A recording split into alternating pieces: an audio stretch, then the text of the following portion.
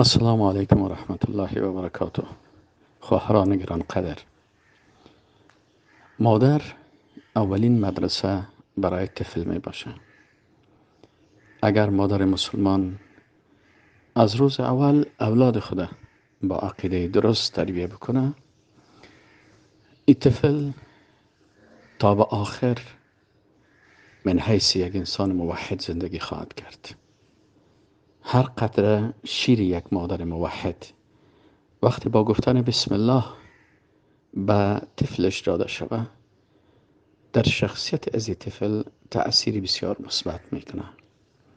لقمه حلالی که مادر با ایمان میخوره در شیرش تأثیر داره و شیری که از غذای حلال جور شده باشه در شخصیت سازی طفل تأثیر بسیار زیاد داره.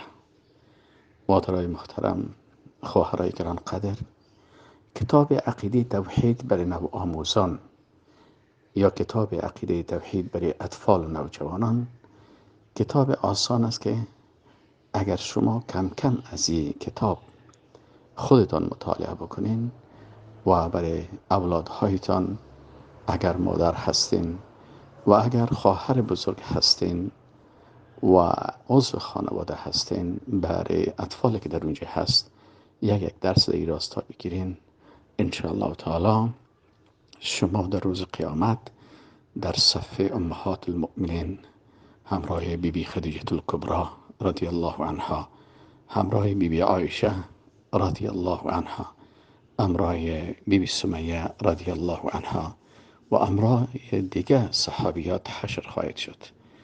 الله متعال براتان زندگی خوب و راه راست و مستقیم هدایت و توفیق نصیب بکنه و الله متعال شما را وسیله برای اولادها و برادرها و خواهرایتان بگردانه که آنا با شما یک جا به جنت الهی داخل شوین. و السلام علیکم و رحمت الله و برکاته. طفلي حبيبي، طفلي حبيبي.